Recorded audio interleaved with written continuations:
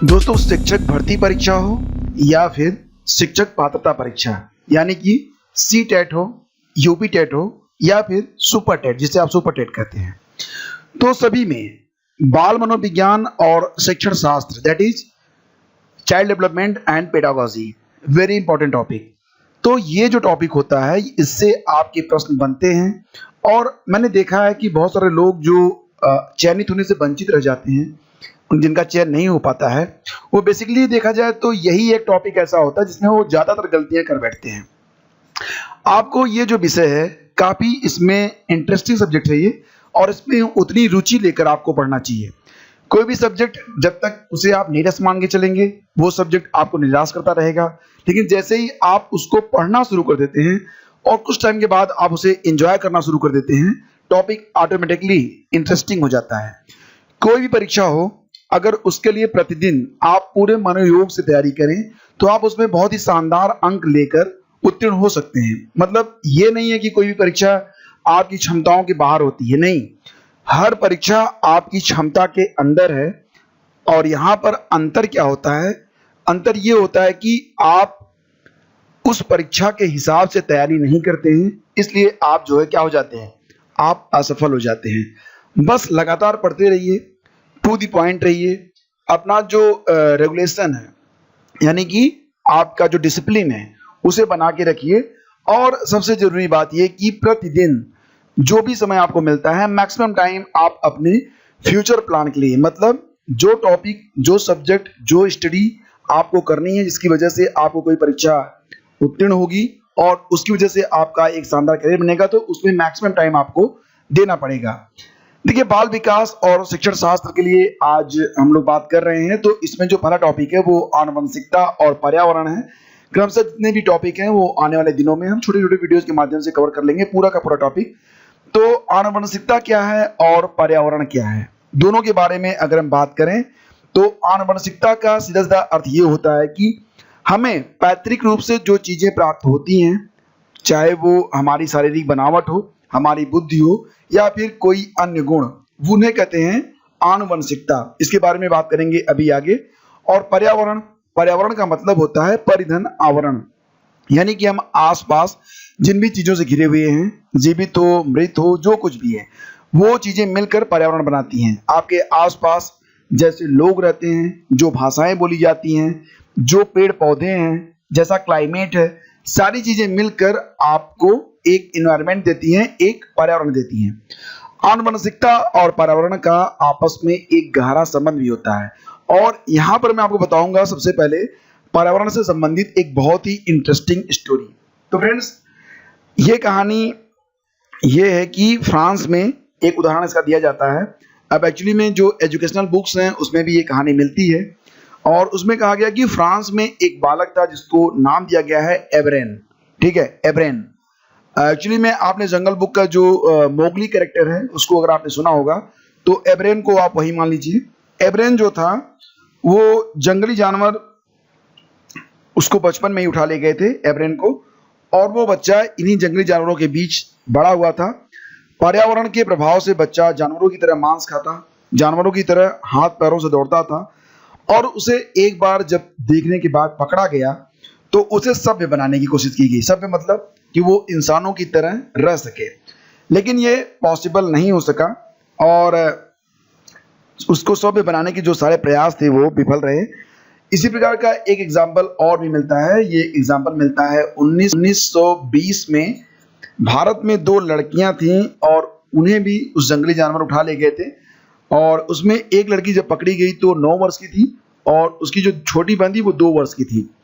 दोनों को भी ट्रेंड करने का बहुत सारा प्रयास किया गया। दोनों, माना जाता है कि जो दोनों लड़कियां थी इनको भी भेड़िए उठा ले गए थे। ठीक है, और आगे चलकर क्या हुआ कि ये जो छोटी बच्ची थी ये तो अपने आप को समायोजित नहीं कर पाई, यानी कि जो सभ्यता के पाठ हैं उसको नहीं पढ़ पाई और अंत में मर गई। जो बड़ी वाली बहन थी उसकी, तो वो आगे चलकर लगभग इसको नाम दिया गया था, कमला नाम दिया गया था जो बड़ी वाली बहन थी। तो कमला जो थी वो कुछ चीज़ों को सीख गई, मानवोचित जो व्यवहार होते हैं, खाना पीना, उठना बैठना, और जो दैनिक दिनचर्या होती है वो संबंधी जो कार्य होते हैं, और बहुत सारी चीज़ें, और लगभग 100 वर्ड यानी कि 100 शब्दों तक वो सीख गई थी कि उसका मतलब क्या होता है और उसको प्रयोग में कैसे लाया जाता है। कुछ और भी एग्जाम्पल मिलते हैं। अगर आप गूगल यूज करते हैं, गूगल सभी लोग यूज करते हैं, तो आप अगर सर्च करेंगे लिखकर रामू द वुल्फ बॉय, ठीक है, तो आपको एक स्टोरी मिलेगी और ये काफी शॉकिंग है, जिसमें रामू नाम का एक बच्चा पकड़ा गया था जंगल से और वो भी जानवरों की तरह ही व्यवहार करता था। और इसी के साथ एक और भी कहानी आती है जिसमें केलॉग, CELLOG, इसको जो भी पढ़े आप, केला पढ़े, केलॉग पढ़े, तो केलॉग तथा उसकी पत्नी 7.5 महीने की आयु की एक लंगूरनी को अपने घर ले आए थे और उसका जो पालन पोषण था लंगूर के बच्चे का, वो उन्होंने अपने बच्चे के साथ किया। तो आगे चलकर जो लंगूर का बच्चा था वो भी बहुत सारी चीजें सीख गया, लाइक एज बत्ती को जलाना बुझाना और जो दैनिक दिनचर्या होती है उसके लिए लैट्रिन बाथरूम यूज करना और भी तमाम चीजें। तो जो घरेलू जानवर होते हैं वो तो सीख ही जाते हैं। आपने कुत्ते को भी देखा होगा। तो यहाँ पर देखो बेसिकली ये जो चीजें हैं वो ये बताती हैं कि पर्यावरण का हमारे जीवन पर बहुत अधिक प्रभाव पड़ता है। आपको, आप अगर उत्तर प्रदेश से हैं या भारत में हैं तो आपको हिंदी आसान लगती है और हिंदी को आप सीख जाते हैं।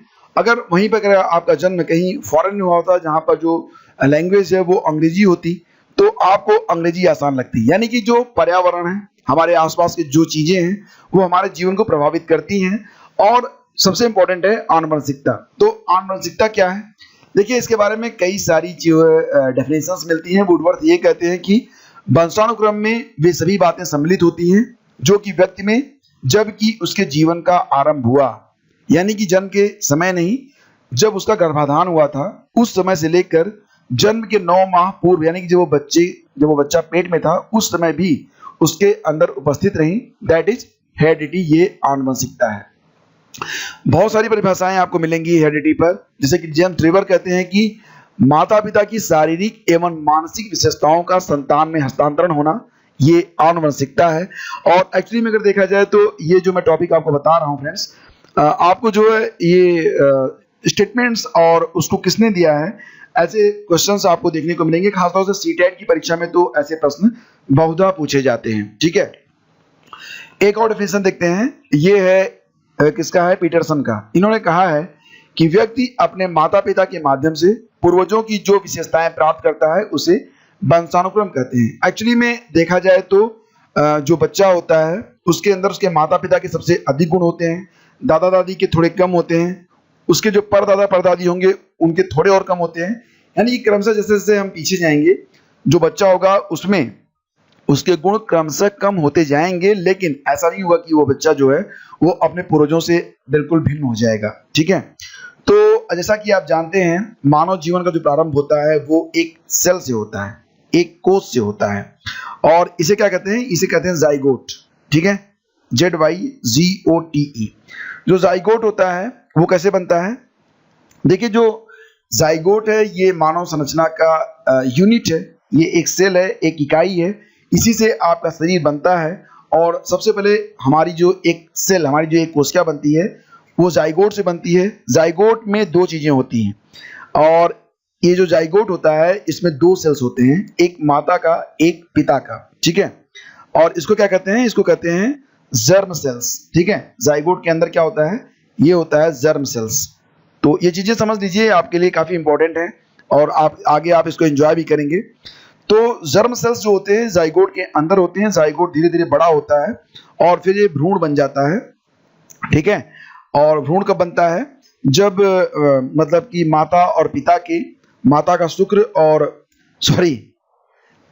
माता का जो ओवम होता है और पिता का जो शुक्र होता है, दोनों जब मिलते हैं तो फर्टिलाइजेशन की जो प्रक्रिया होती है वो पूरी हो जाती है, और उसके बाद फिर जाइगोट जो होता है वो इम्प्रियो, EMPRIYO, इम्प्रियो दैट इज भ्रूण में वो बदल जाता है। बस यही भ्रूण जो है वो जीवन की इकाई होता है, यहीं से हमारा जो शरीर है वो बनना स्टार्ट होता है। और ये जो प्रक्रिया होती है ये पहले 2, फिर 4, फिर 8, फिर 16, फिर 32, यानी कि द्विगुणित ये होती रहती है। और अगर जो वेरियस टाइप के जो परीक्षण किए गए हैं उससे ये सिद्ध हो चुका है कि जो मातृकोश होता है और जो पितृकोश होता है उसमें 23 गुणसूत्र होते हैं, यानी कि क्रोमोसोम जिसको आप कहते हैं 23 होते हैं गुणसूत्र। ठीक है, और अगर हम थोड़ा डिटेल में जाएं और भी अंदर जाएं तो ये जो क्रोमोसोम होते हैं इनके अंदर क्या होता है? इनके अंदर होता है जीन्स। यानी कि जो क्रोमोसोम है, क्रोमोसोम के अंदर जो होते हैं वो जीन्स होते हैं।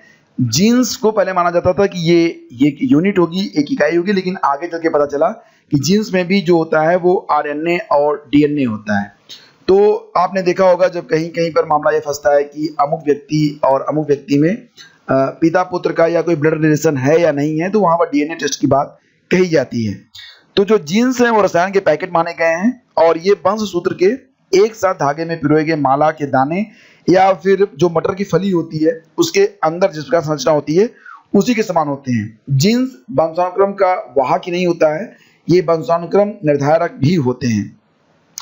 और आगे चलकर इस पर कई सारे शोध भी हुए हैं। एक्चुअली में ये पूरी मैं एक छोटी सी स्टोरी आपको बता रहा हूँ।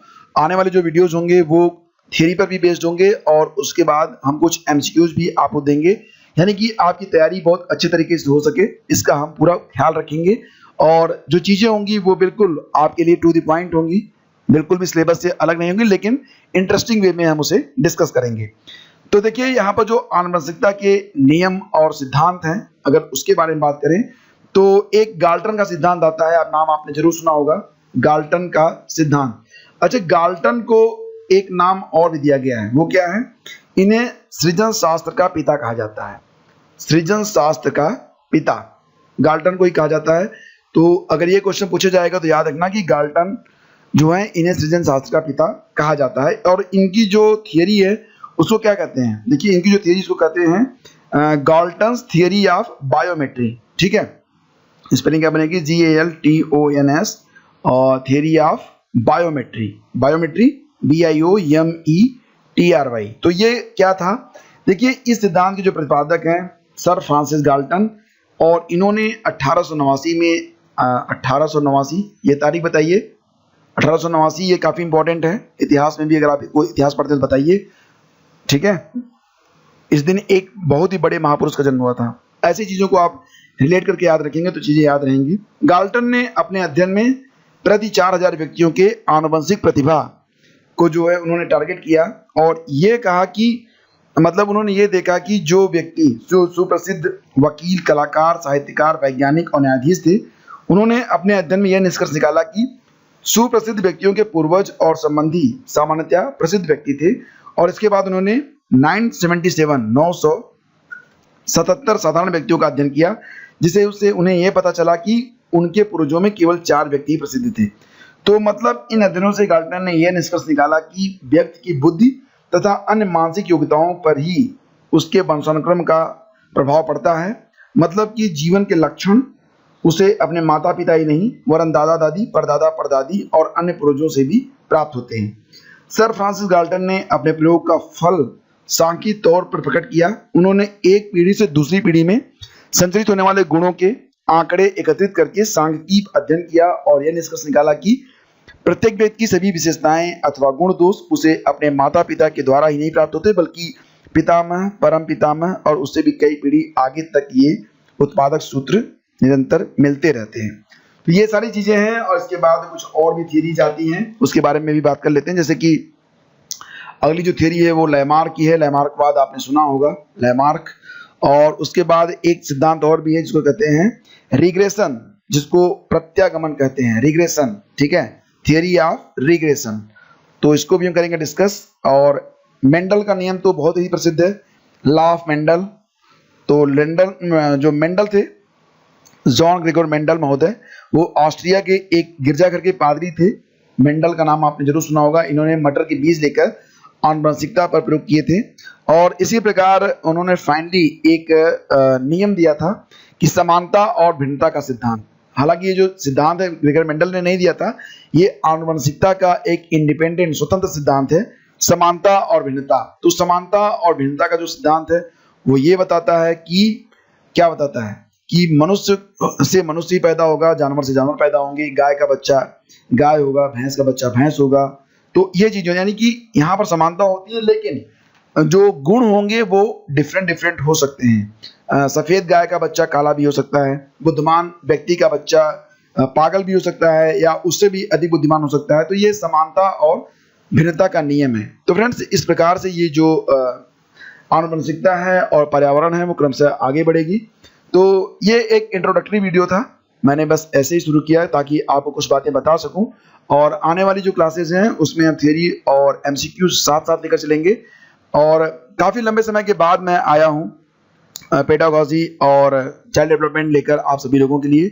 तो एक्चुअली में लगभग 1 साल से मैं ये जो CDP है उसको पढ़ाना मैंने बंद कर दिया था ड्यू टू सिविल सर्विसेज और जो वेरियस एग्जाम्स थे UPPSC और UPSSC के, तो उनकी तैयारी में लगे रहे हम लोग।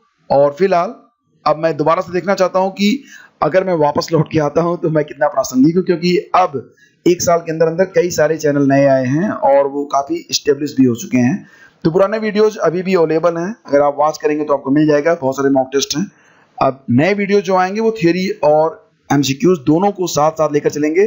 छोटे छोटे वीडियोज होंगे जो उम्मीद करता हूं कि आपकी काफ़ी हेल्प करेंगे परीक्षा को क्रैक करने में और आप अपनी मंजिल को प्राप्त कर सकेंगे। Thank you so much. देखिए, अगर आपके कोई क्वेश्चंस हैं, कोई डाउट्स हैं तो आप कमेंट कीजिएगा, मैं जवाब देने की पूरी कोशिश करूंगा। और इसी के साथ आप लोगों से विदा लेता हूं। उम्मीद करता हूं जल्दी हमारी मुलाकात होगी एक नए शानदार वीडियो में। तब तक के लिए जय हिंद, जय भारत।